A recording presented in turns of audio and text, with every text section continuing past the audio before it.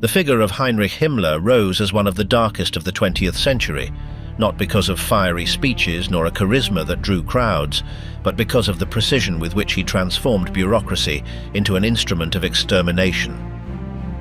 While other Nazi hierarchs sought to shine with gestures and words, he operated in silence, creating a structure that converted every register, every file, and every written order into part of a death mechanism.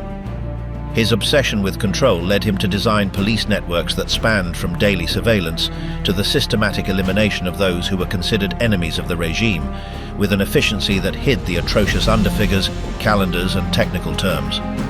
Behind a grey appearance and a private life without ostentation, he directed one of the broadest and most meticulous systems of repression in history, capable of transforming entire territories into laboratories of planned terror.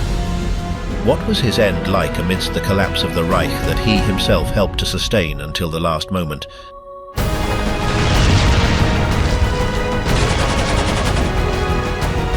The rise of the implacable order, Germany before the new master. When the First World War ended, Germany was subjected to imposed conditions that completely altered its political, territorial, and economic situation. In the midst of that scenario, the authorities trying to maintain some order faced a discontented population, and many decisions seemed insufficient to stop the unrest growing in the streets. Promises of reconstruction clashed with daily reality, where every family felt the weight of a defeat that not everyone accepted as fair. That silent disagreement was not only expressed in the newspapers, it also manifested in groups that rejected any attempt at collaboration with the victorious powers. Amidst that scenario, discourses began to emerge that spoke of betrayal, internal decadence, and the need to regain control from within. Nobody yet spoke of a new war, but the words circulating forcefully among the youngest already pointed towards a profound change. Institutions tried to contain tensions without altering the fragile structure that still sustained the country's political life. At the same time, in small towns and industrial cities, some new groups rapidly gained strength. Although many were nothing more than simple meetings or printed bulletins, others began to attract attention for the firmness with which they challenged the legal order. Military power had been reduced by the treaties, but some retired officers remained respected figures among sectors that did not hide their nostalgia for previous years. The streets filled with posters, impromptu meetings, and symbols that readopted old emblems under a new discourse. That impulse was fed by frustration, but also by a vision that began to take shape in certain circles where there was talk of unity, internal strength, and collective identity. During the following decade, instability was constant. No coalition managed to remain firm for long, and every new attempt at government seemed weaker than the previous one. Social tensions grew, not only due to the lack of work or the increase in prices, but also due to the clashes that erupted on the margins of the system. Groups with opposing ideologies faced each other in the streets, while institutions tried to preserve an appearance of normality. The structure that remained of the old order tried to adapt without losing its privileges, and many sought refuge in discourses that offered a clear direction, without ambiguities or concessions. Ideas circulated forcefully, sometimes disguised as economic proposals, others as calls to collective duty. The new generations grew up with that tension present in every corner, and the possibility of a radical transformation no longer seemed distant. The years passed, and the political language hardened. Alliances changed rapidly, cross-accusations were constant, and the decisions made in spaces of power responded more to fear than to a plan. Meanwhile, some groups that until then were marginal began to appear in the newspapers and on the radio. Their presence became more visible, and their leaders began to occupy spaces that were previously denied to them.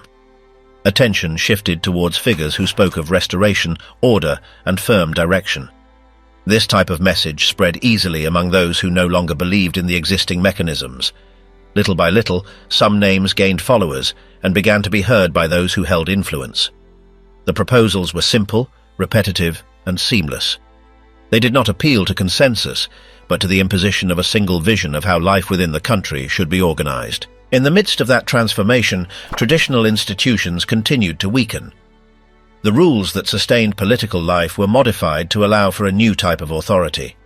Some accepted these changes without resistance, others justified them out of convenience or fear. The legal structure was adjusted to permit more direct forms of control, while critical voices were displaced without the need for grand gestures. In that environment, decisions were no longer made by consensus, but by instructions that descended rapidly and were applied without discussion. The idea of obedience began to occupy the place that previously belonged to debate. The structures that remained of the former order were absorbed by a logic that rejected any form of opposition. Public spaces changed, symbols adapted, norms were unified. It was no longer about convincing, but about imposing without alternatives. From that moment, borders ceased to be simple territorial limits. The authorities concentrated on shaping a project that would extend their control beyond what was established. There was talk of space, expansion, reordering. Diplomatic conversations were replaced by unilateral decisions. Some countries tried to warn of what was coming, but their warnings found no echo. The actions were not disguised, they were progressive. With every movement, the international reaction became weaker. The possibility of a major conflict no longer seemed improbable, but many insisted on avoiding it at all costs. In that environment, internal discourses became even more radicalized. It was no longer just about directing the country, but about projecting a model outward, modifying the map, and displacing those who did not fit in. With the passage of time, the decisions became more aggressive. Pacts were signed, lines were drawn, interventions were organized that in another context would have been unthinkable. Images that were previously restricted to certain sectors became common in newspapers, schools, and streets. The structure was reinforced, not with new ideas, but with the rigorous application of what was already established. Laws were adapted to facilitate certain measures, and key positions were occupied by people chosen for their willingness to execute without questioning. In the most closed meetings, plans were discussed that no longer considered alternatives. In that context, it was not the name of an individual that stood out, but an entire logic that no longer needed justifications. Power became anonymous, operative, focused on efficacy. Former balances were left behind, replaced by a chain of vertical decisions that advanced without pause. Who had managed to install that new form of control without noise, without speeches, only with the force of a machinery that seemed to function by itself? The boy obsessed with purity. Heinrich Himmler was born in Munich at the beginning of the 20th century, into a home where obedience and correctness were more than rules. They were pillars that defined daily behavior, and from his earliest years he absorbed a very clear idea of what it meant to be well-educated, respect hierarchy, and maintain self-control, where family honor and public image were non-negotiable. His father, who had been a tutor to the future King of Bavaria, maintained a severe, demanding demeanor, attentive to the slightest detail, which translated into a daily life marked by rituals, constant study, meticulous prayer, and permanent vigilance over the actions and thoughts of his children.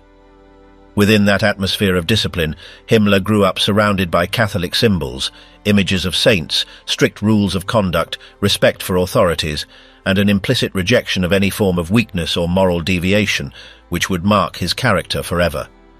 As he grew older, Heinrich developed an obsession with order, cleanliness, and correctness, not only on a physical level, but also on a spiritual and racial one. From a very young age, he kept a diary where he meticulously noted not only what he did, but also what he thought about his environment, what he wished to change about himself, and the goals he had to meet to be stronger, purer, more worthy of respect.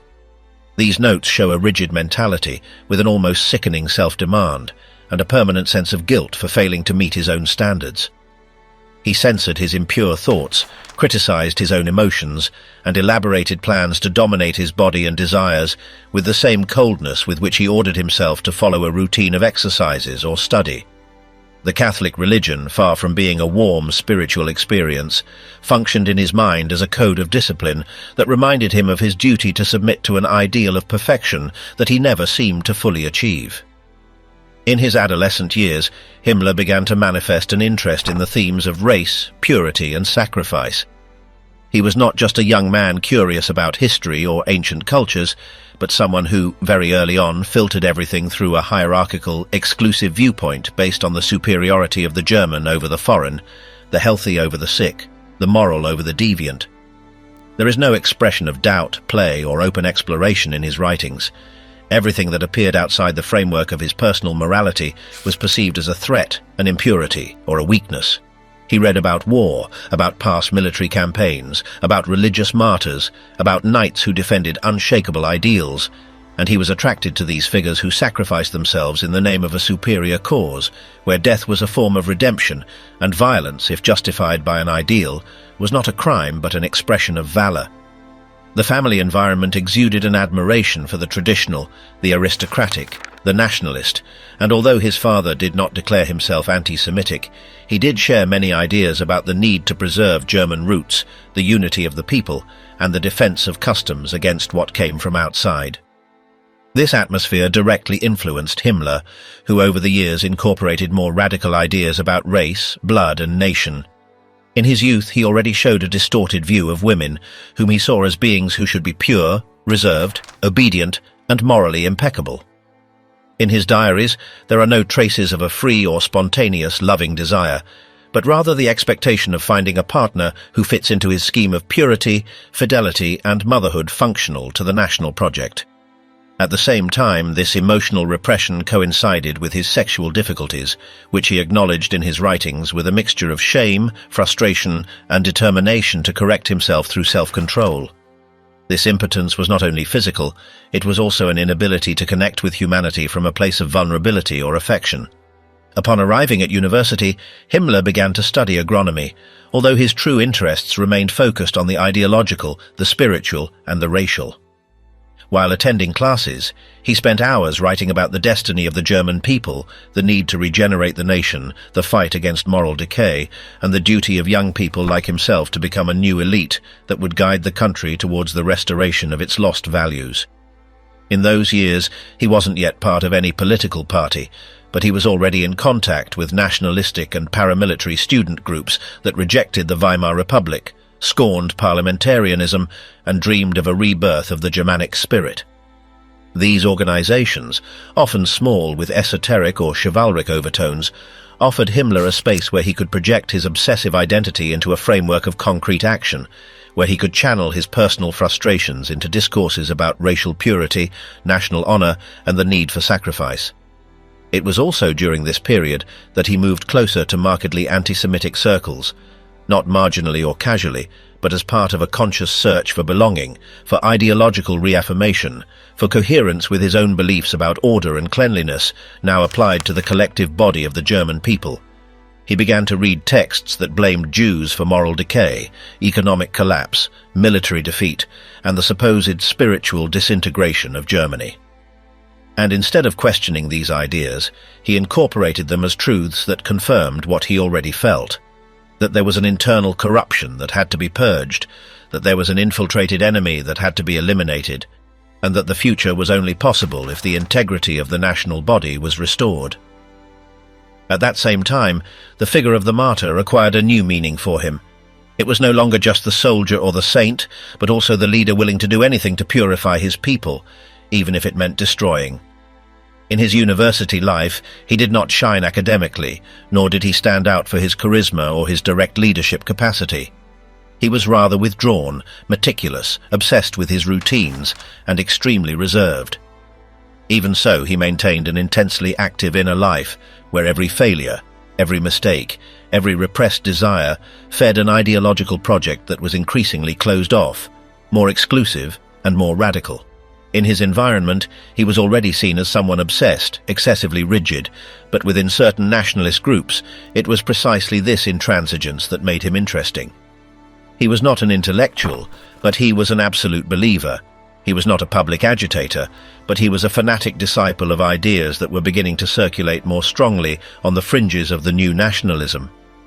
While many young people were distracted by fleeting politics, he continued writing about racial destiny, Germanic identity, the need for purity, and the construction of a new order, and although he never occupied a central place among his peers, he already showed a total commitment to these principles that distanced him from the rest, marking an increasingly rigid path in which the cult of discipline and obedience began to take shape as the only possible model. Among his most repeated thoughts was the idea that the greatness of a nation could not depend on democratic speeches, open elections, or agreements between parties, but on a strong will embodied by individuals who possessed inner purity and an inflexible moral vision. This belief did not arise from complex philosophical readings, but from his immediate surroundings, from the ideas circulating among retired military men, conservative professors, and students disappointed with the state of the country. In this breeding ground, he developed a Manichaean vision where chaos and decadence could only be fought with order, discipline, and ethnic cleansing, although at that moment he still did not dare to express it with complete clarity. Even so, his writings already showed elements that would later form the core of his thinking. The cult of obedience, the obsession with blood, and the contempt for everything he considered weak or impure. Another key aspect of this stage was his close relationship with his brother, Gebhard, who, unlike him, did manage to stand out academically and establish himself as a public figure with a respectable career. This constant comparison deeply affected him, making him feel overshadowed and less successful within the family environment that valued excellence, a firm presence, and external recognition. Despite maintaining a close relationship, Heinrich lived with the feeling that he had to prove something, that he had to achieve a different, more transcendental mission, even if he did not yet know how or when. This need to stand out without possessing clear social or political tools reinforced his tendency toward isolation, but also pushed him to fantasize about grandiose projects where he, from a hidden position, could become the architect of a profound transformation. In parallel, Himmler began to take a more active interest in paramilitary movements and nationalistically oriented youth organizations. Although his participation was not prominent, he maintained constant contact with groups that promoted the restoration of German honor, the rejection of international treaties, and the fight against everything they considered internal treason. He attended parades, listened to fervent speeches, and began to admire figures who spoke firmly about the need to expel elements considered foreign to the body of the nation. His view on Jews also evolved during this period, moving from a distrust inherited from the family environment to a more elaborate conviction where he identified them as organic enemies of order, morality, and race. Although he did not yet publicly express it with violence, his writings already showed a mental construct where anti-Semitism was not an opinion, but a certainty. The bureaucrat of horror, first steps in the SS. In the year 1930, Himmler already held a stable position in the party apparatus and was completely absorbed by his duties within the nationalist ranks. Despite remaining a discreet man in the public eye, he was convinced that his administrative work and absolute fidelity made him indispensable. His leadership style, meticulous and focused on the smallest details, began to take shape just when he was given real control over an organization that, until then, had nothing more than symbolic weight, the SS. That same year, the SS group was still a minor fraction within the movement, without clear functions or a solid structure. They were formally subordinate to the SA and lacked real autonomy, which frustrated Himmler, who already envisioned another purpose for that unit. His idea was to turn it into a closed nucleus, carefully selected, where each member represented a specific blend of obedience, physical appearance, and ideological predisposition. In his words and writings, the first outlines of what he would later define as a racially special group, kept separate from the rest of the people, were already appearing. As the SA grew uncontrollably, Himmler insisted that the SS could not replicate that model of disordered expansion. While the SA recruited by the thousands and celebrated violent street rallies, he sought to keep the SS small, structured, and centrally controlled. On multiple occasions, he refused to accept new members simply because they were numerous. For him, the crucial factor was not quantity but quality, and that quality had to be measured not only by external appearance, but by their commitment to the principles he already considered essential: obedience, ethnic purity, and silence. In parallel with the contained expansion of the body he led, he began to implement a series of internal registers that were unprecedented at that time. He demanded detailed forms, personal files, constant monitoring, and prior authorizations for every activity. The objective was clear: that every individual within the SS be observed from their entry to their daily behavior. In a short time, even the most senior members found themselves surrounded by paperwork, internal regulations, and periodic reviews. His skill as an organizer found support in figures who shared his methods. He worked closely with Dara and other activists from the racial wing, who argued that the country needed a new elite, not only political, but also biological. This idea resonated deeply with Himmler, who began to speak of the SS as a kind of racial order that would perpetuate itself over time through selective breeding, surveillance over partners, and an iron discipline that would prevent mixing with the rest of society. In the eyes of many, this vision seemed marginal, but he made it normative within his group, without the need for external approval. At this stage, Himmler still did not hold a formal position within the state security apparatus, but his steps were already pointing in that direction. He was convinced that surveillance should not be left in the hands of the army or traditional police forces, but in a parallel structure, loyal to the party and the racial project. Therefore, when he proposed new appointments or internal rotations, he did so with this double logic in mind: bureaucratic efficiency and ideological purity. Some saw him as an exaggerated clerk, preoccupied with unimportant details, obsessed with controlling lists, uniforms and permits. However, this meticulousness was exactly what set him apart. While other party leaders based their authority on popularity or the use of violence, Himmler built power from administration, shaping rules, procedures and internal rituals that would, over time, give him absolute control over those who obeyed him. One of his constant goals was to reduce all ambiguity. If something was not in writing, it became suspicious. If a gesture was unauthorized, it became unacceptable. And if a doubt was not resolved from above, it had to be eliminated. Under this logic, his command structure became more hierarchical, with increasingly disciplined intermediaries and more exhaustive registers. In less than 3 years, the organization that had started as an auxiliary group came to have its own internal logic, its own selection system, and a distinct vision of the role it should play in the future. What others achieved through speeches, he established through regulations and internal surveillance. Himmler's figure was not yet visible to the general public, but within the regime's narrowest nucleus, he was beginning to be perceived as someone capable of transforming diffuse concepts into concrete operational mechanisms. His influence wasn't built in rallies or theatrical gestures, but in internal management, forms, written instructions, rigorous procedures. Under his direction, the SS ceased to be an accessory group and became an organization with its own character, composed of members who not only wore a different uniform, but acted, thought and responded according to a logic designed from his desk. His closeness with Hitler, though limited, was strengthened by this usefulness. While other leaders argued amongst themselves or created conflicts, Himmler simply complied. He didn't seek prominence, nor demand places on lists, nor impose conditions. He only asked for space to organize, time to register, and permission to select. That was enough to build something that seemingly appeared minor, but which already contained the elements of a parallel power that would expand rapidly. As the year 1931 progressed, Himmler was already convinced that the SS needed a solid structure and a different function than that of a simple decorative unit of the party. He began to design an organization with closed rules, strict hierarchies, and rituals intended to reinforce the sense of belonging. Anyone aspiring to join had to pass personal, family, and racial filters, and then undergo training based on unconditional obedience.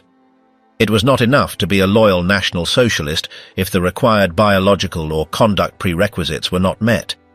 The central idea was to form a closed community where lineage and behavior were evaluated under the same logic. It was not just about sympathizing with the movement or following orders, but about belonging to a new caste designed to influence the country's future. Therefore, the internal organization began to divide into specific units. Some controlled internal discipline, others compiled data on enemies of the regime, and others were in charge of monitoring the members themselves. Although the structure remained small, Himmler exercised absolute control. He read reports, decided promotions, validated admissions, and ordered expulsions. Every file passed through his office. His eagerness for control translated into meticulous records about the life, behavior, and family environment of each member. Everything formed part of a central archive, to which only he had complete access. It was also during this era that he began to promote an idea that would later be key: the formation of a racial elite to replace the old dominant classes. To this end, he imposed rules on marriages, family background, private conduct, and personal ties. His criterion was clear: any deviation had to be detected, registered, and corrected. Over time, rituals multiplied. The oath to Hitler became a non-negotiable condition of entry.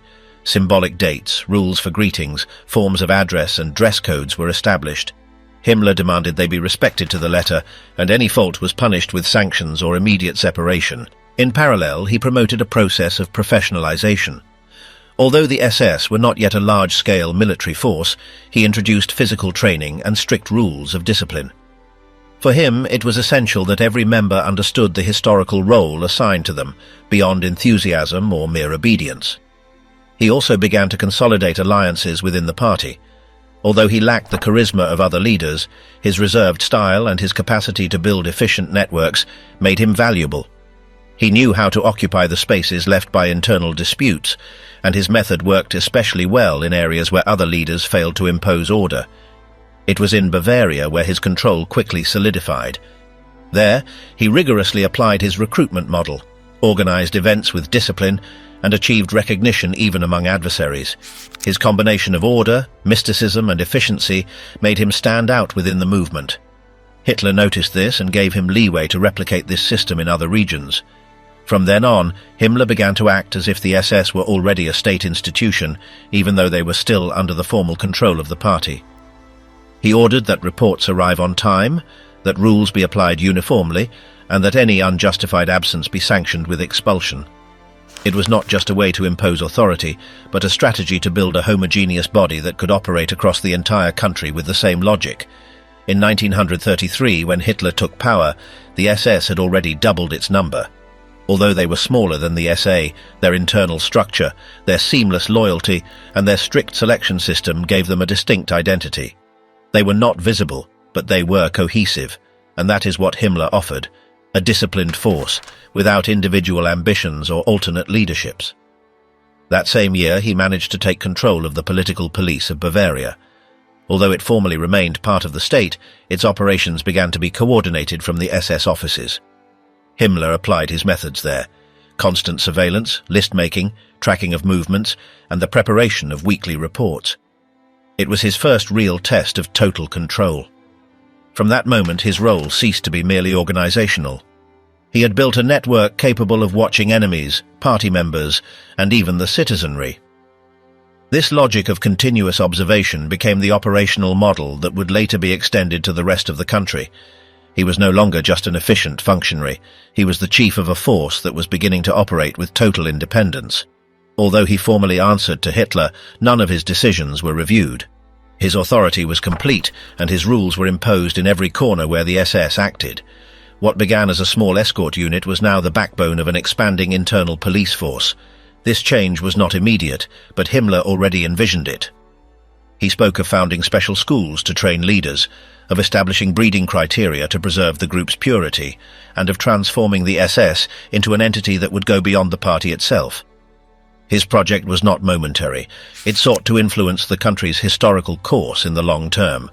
By the end of that year, his figure was already known among the circles of power, not because of speeches or public appearances, but because of his silent efficacy, his creation of rigid structures, and his imposition of rules without leaving an apparent trace.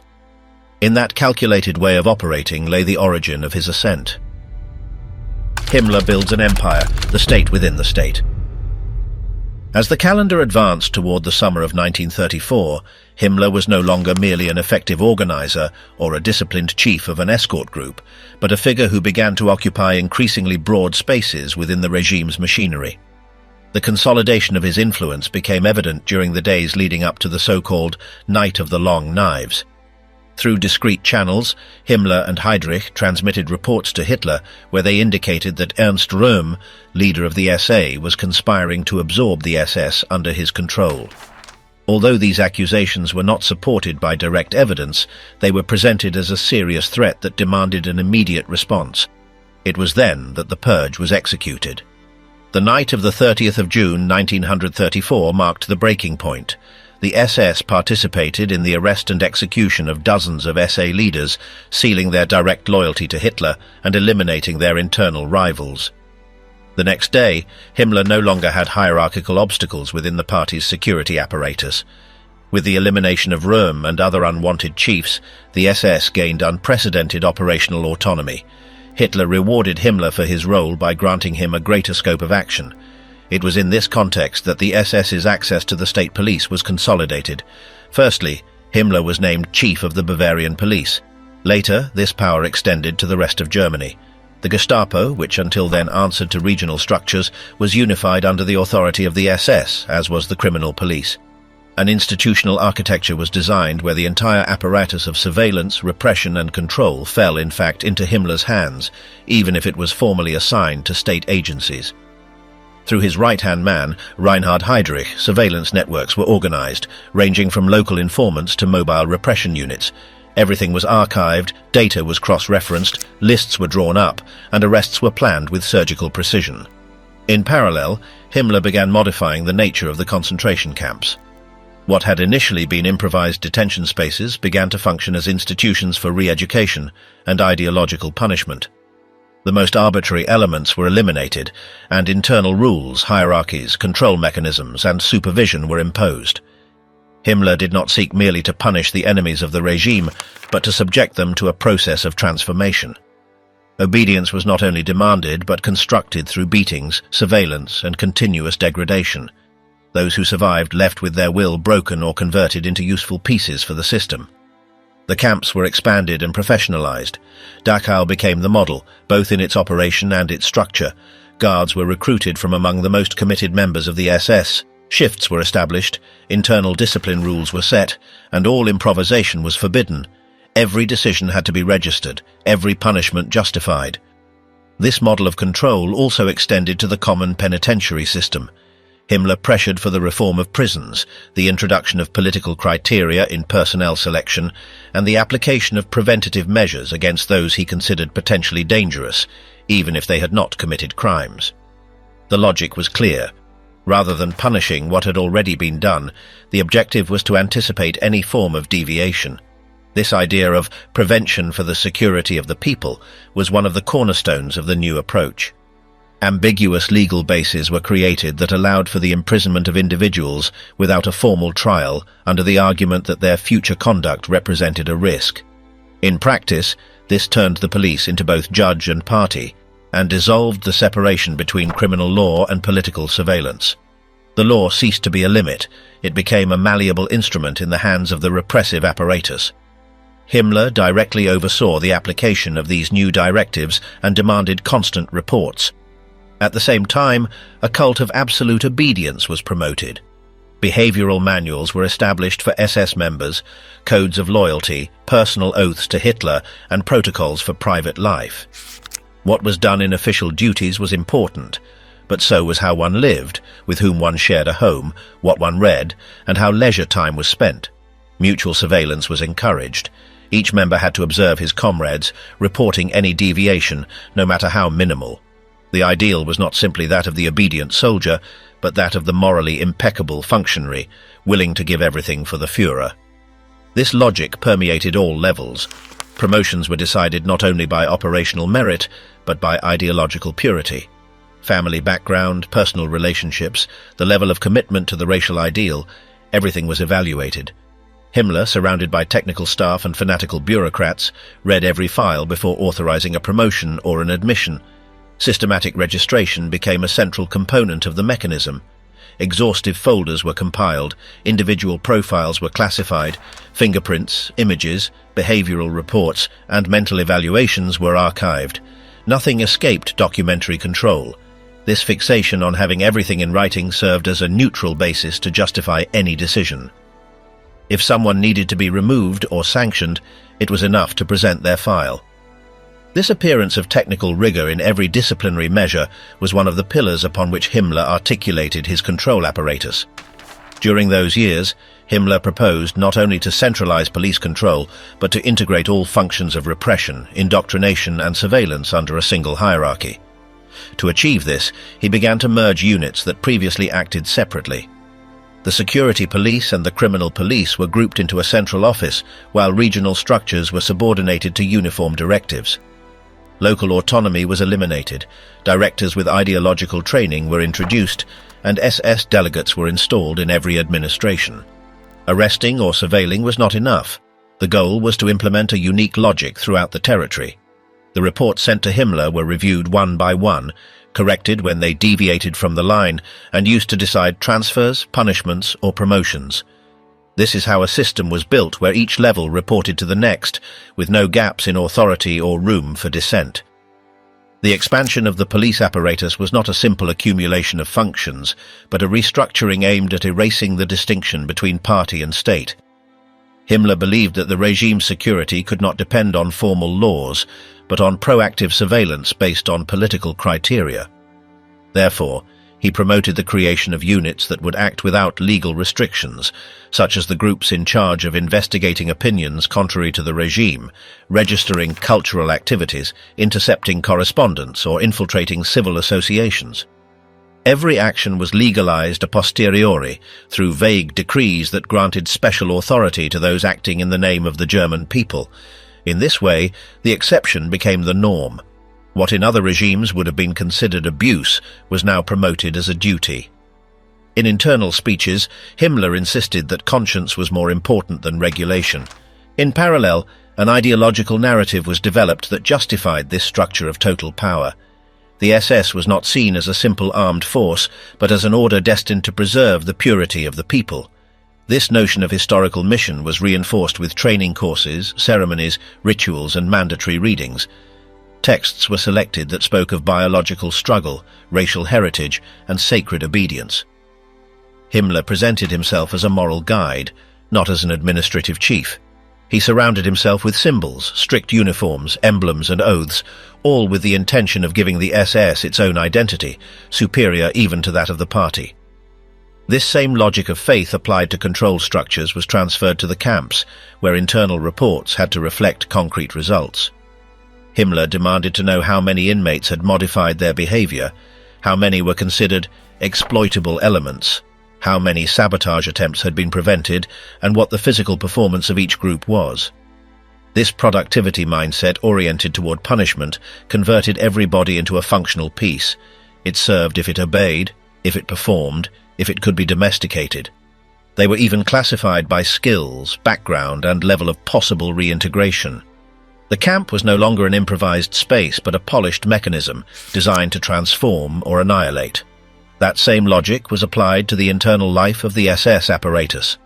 Marriages were evaluated, couples approved by selection committees, and children registered as part of a eugenic project. Members were expected to reproduce the ideal race, educate their children with values of purity, and avoid any personal deviation. The SS Corps was not simply a command structure, it was a complete ideological community with its own rules, internal sanctions, and scales of purity. Himmler reserved the right to intervene in any personal matter of his subordinates. He read reports on intimate relationships, reviewed medical files, suggested treatments, and even prohibited certain family ties if he considered them inappropriate. Everything was subject to political evaluation. The concept of internal cleansing was not only applied to external enemies. Within the apparatus itself, constant purges were carried out. Any sign of doubt, any expression of weakness, any contact with non-aligned environments could be grounds for investigation. Officers were evaluated periodically, subjected to loyalty examinations, and exposed to personal audits. Promotions were decided not only by seniority or efficiency, but by moral reputation within the Corps. Thus a structure was generated where each individual had to show himself to be more loyal, more committed, and more vigilant than the last. There was no room for neutrality. Ideological initiative was demanded. This logic of competition for obedience was one of the pillars that sustained the model. With this apparatus functioning, Himmler had achieved what few before him had, merging party, state, and ideological body into a single operational structure. He controlled the police, the camps, the internal courts, the ideological formation, the racial policy, and the private lives of thousands of individuals. No one else in the regime possessed such extensive and yet so invisibly articulated power. Hitler trusted him not for charisma or military ability, but for his method. Himmler did not improvise, did not argue, and did not publicly expose his plans. He simply executed them and perfected them day after day. Thus, his role as the architect of the repressive system, and as the central figure of a model of domination that did not need applause to sustain itself, only surveillance, files, and obedience, was consolidated. The engineer of extermination, war and the final solution. The resettlement office that he directed had structures parallel to the state, with agents in charge of each phase: identification, selection, transport, location, and surveillance. It was not about integration, but about substitution. In his internal instructions, he insisted that it was not enough to move people. The environment had to be transformed to eliminate any trace of the previous culture. In that context, Jews were considered by Himmler to be a permanent threat that had to be contained and isolated. He personally oversaw the reports on Lodz, Warsaw, and other urban centers. He ordered neighborhoods to be closed off, walls to be erected, access to water and food to be restricted, and every movement of those remaining inside to be controlled. He did this using administrative language, requesting statistics, maps, blueprints, and closing schedules. His concern was not humanitarian, but logistical and sanitary. The ghettos had to function as population depots awaiting greater decisions. As the Eastern Front expanded, Himmler sent special units, the Einsatzgruppen, behind the troops. These groups did not act autonomously. They received precise orders and reported every execution. Their function was to identify, isolate, and eliminate those who represented, according to his criteria, a racial and ideological danger. Himmler received detailed reports with figures, names, and places. He approved their methods, validated their results, and never objected to the growing number of victims. In his internal speeches, he congratulated the efficacy and the spirit of sacrifice of these commands.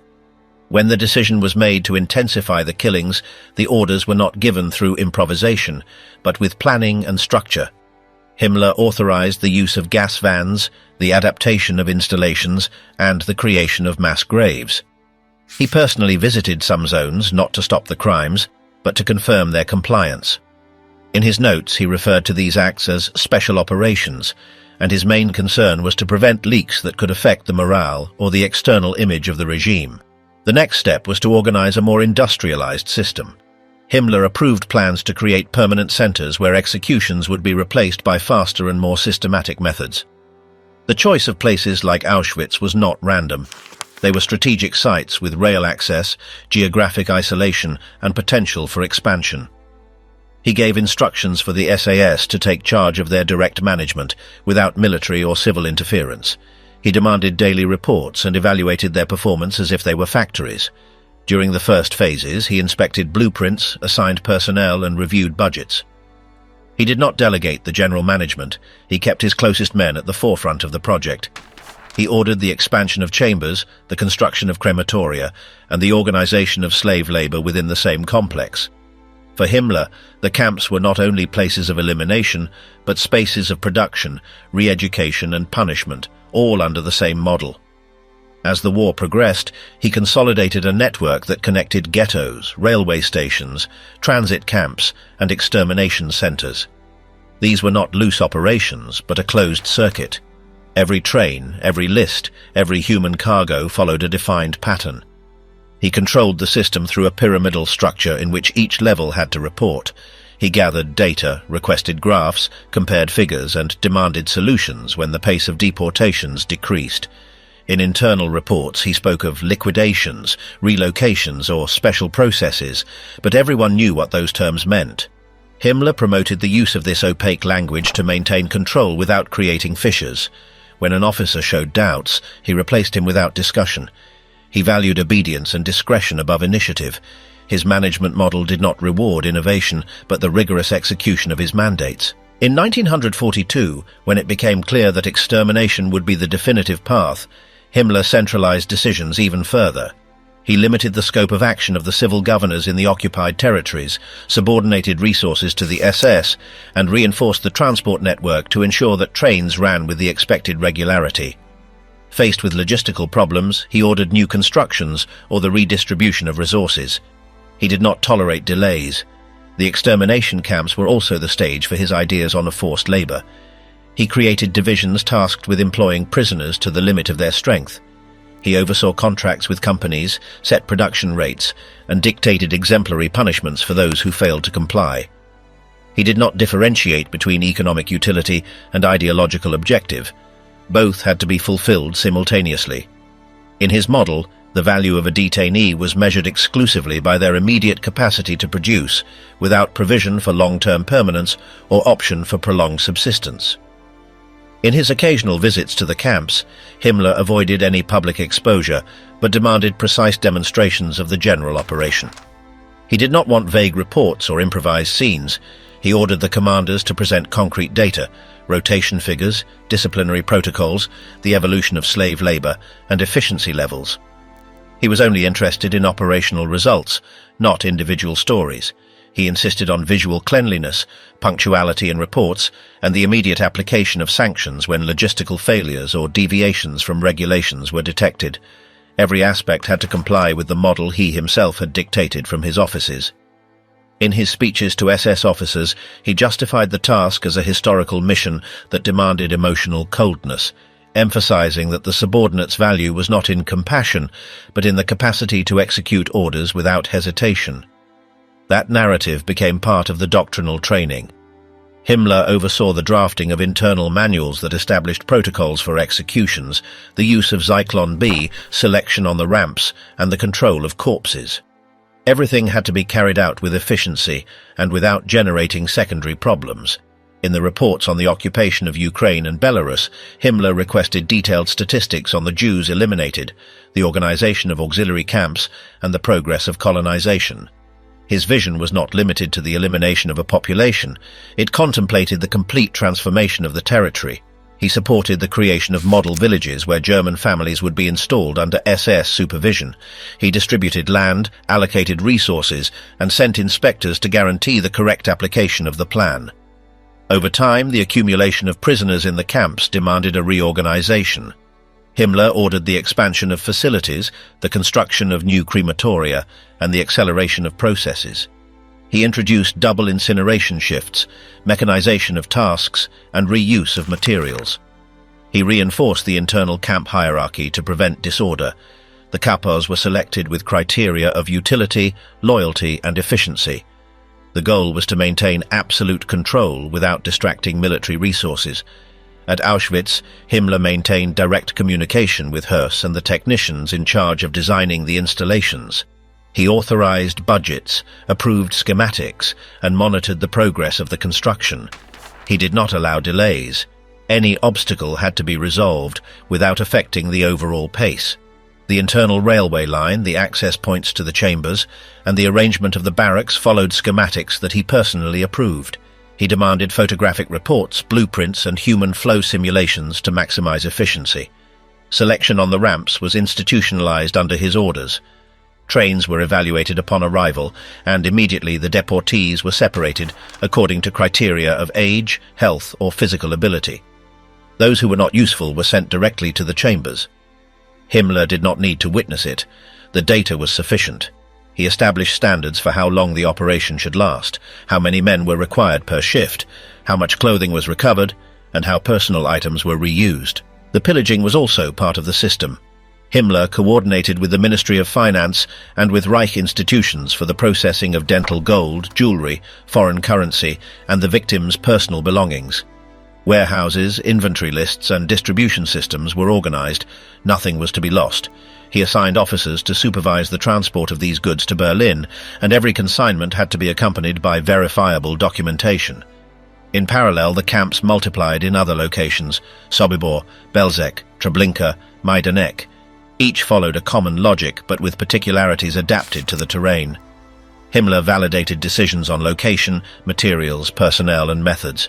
He ordered rotations to prevent psychological fatigue in the executioners and instituted ceremonies of recognition to keep morale high. The extermination was not improvised. It was managed as state policy under his direct command. In his 1943 inspection of Sobibor and other operational camps, Himmler did not seek to change anything, only to verify that everything was being executed as planned. He reviewed the condition of the arrival stations, the arrangement of the barracks, and the pace of the selection process, demanding that there be no interruptions or delays for technical reasons. He gave orders to reinforce areas where he detected minor failures and requested that the fastest methods be applied in other similar centers. Ground conditions, disease outbreaks, or an excess of detainees were not valid reasons to halt operations. Everything had to proceed without deviations. In the months that followed, he redoubled efforts to keep the system running despite transport difficulties, sabotage, and partisan attacks. He ordered the repair of railway lines, the use of alternative trains, and the more agile distribution of resources. He established connections between camps to redistribute human cargo according to execution capacity. He did not tolerate delays. Those responsible were pressured to maintain the flow of extermination. Simultaneously, he promoted the expansion of companies linked to slave labor. He allocated land, reorganized the functions of annexed camps, and coordinated with Reich factories for the supply of labor. Contracts included clauses on human attrition, replacement times, and liability in case of death. The SS were not simple providers of workers. They demanded compensation, payments, infrastructure, and subordination to their rules. In the occupied territories, Himmler ordered the execution of entire communities under the pretext of collaborationism, sabotage, or preventative measures. The massacres of whole towns were justified as acts of cleansing to ensure control. Reports spoke of men, women, and children eliminated in a single day. Machine guns and flamethrowers were used, or houses were simply set on fire. Himmler requested that these acts be recorded but not disclosed to prevent internal reactions. The system he had built was not static. He adapted methods, introduced innovations, and responded firmly to any resistance. He maintained his surveillance network over the officers to prevent deviations. When one of them showed signs of doubt, he was substituted or transferred.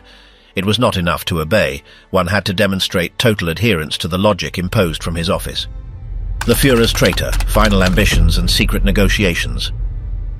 During the months following the assassination attempt against Hitler in July of 1944, Himmler attempted to position himself as the figure capable of maintaining the cohesion of the regime, while others fell into disgrace.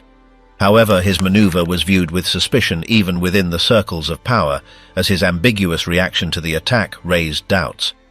And although he played a role in the subsequent investigation and the repression of those involved, his closeness to certain military sectors ended up weakening his image of unconditional loyalty, something that was not easily forgiven in the Führer's inner circle.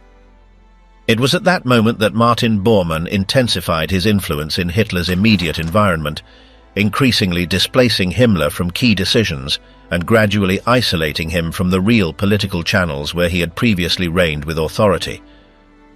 To maintain his relevance, Himmler chose to assume new functions related to the domestic front and total mobilization, which included the leadership of the popular militia known as the Volkssturm and a more visible participation in the affairs of the Interior Ministry.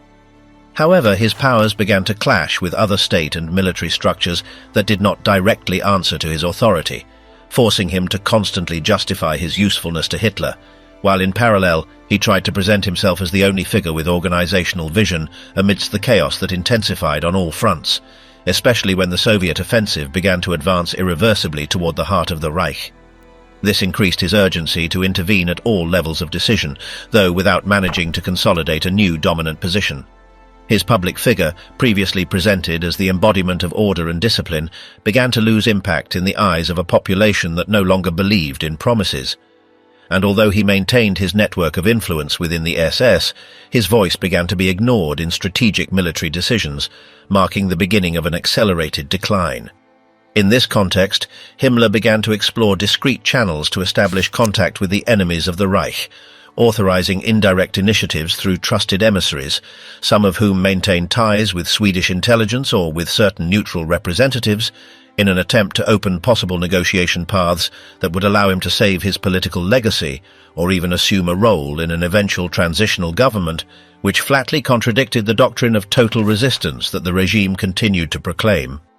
In the spring of 1945, when the Allied troops were already inside German territory and the collapse was evident, Himmler reinforced his contacts through intermediaries like Count Bernadotte, vice president of the Swedish Red Cross, whom he authorized to transmit messages directed to the Western governments. In these messages, he suggested his availability to facilitate a partial surrender or even collaborate in the reconstruction of Europe under a new political balance, without the National Socialist ideology, but with the goal of halting the advance of communism. This proposal was not only flatly rejected by the Allies, but it also ended up reaching Hitler's ears through his closest circle, precipitating the definitive rupture between the two, sealed by the harsh order that stripped him of all his posts and made him de facto a traitor in the service of interests alien to the cause he had sworn to defend. After being cast aside, Himmler tried to act on his own as if he still held authority, and began to move pieces within the SS structure to protect his personal position, although the real channels of power no longer responded to his orders, and his interlocutors avoided associating with him, knowing that his link with Hitler had been definitively broken.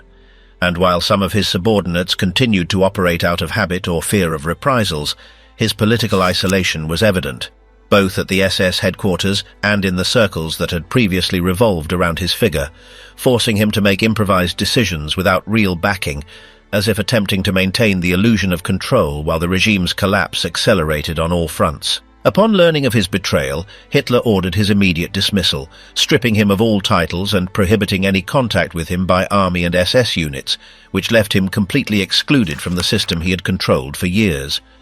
And although he continued to move around during the following days, those who previously obeyed him no longer responded to his messages or wished to be associated with his movements. And while the documents regarding his dismissal circulated among the Reich's last units, his attempts to regain contact with mid-level commands were ignored or met with evasiveness, leading him to limit his movements and hide in rural houses or minor installations where subordinates who had not been officially informed of his fall still remained. Suicide and final silence. When Berlin was reduced to a smoking skeleton and the remnants of the regime were scattered throughout Germany, Heinrich Himmler abandoned his post and mingled among the rubble, without the power he had accumulated for more than a decade. He disguised himself as a private soldier, covered his face with round glasses and falsified documents that identified him as Sergeant Heinrich Hitzinger, with an improvised bandage over a wound and without insignia that would betray his former rank. He was not alone. He was accompanied by Grothmann and Marker, also disguised and with the same fear of being captured. They crossed fields and towns, evading checkpoints and looking for a safe place under the Allied occupation, with the uncertainty of negotiating, disappearing, or simply surviving. For several days, they advanced along rural roads among refugees, liberated prisoners, and dispersed remnants of the army, avoiding cities and sleeping in stables or ruins, pretending to be who they were not. Their documents were questionable, and their conduct aroused suspicion. On the 21st of May, near Bremervörde, a patrol of the 8th British Army stopped them to inspect for possible high-ranking officers. At first glance, they did not raise suspicion, but the group's evasive attitude, the refusal to have their papers checked, and their nervousness during the initial interrogation led to their retention. They were transferred to a temporary detention centre in Westertimke, where the British began a more rigorous check. During the body search, they found a small vial wrapped in cloth among Himmler's clothes, which was not inspected in his mouth.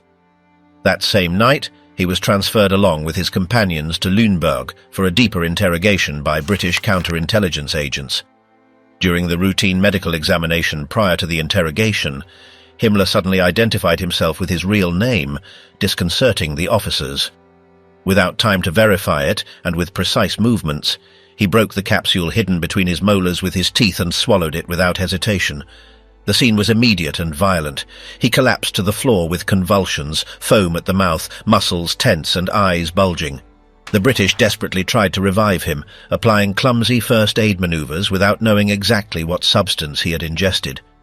Himmler, the man who had controlled an apparatus of industrial death, suffocated on the floor of a barracks in the custody of his enemies.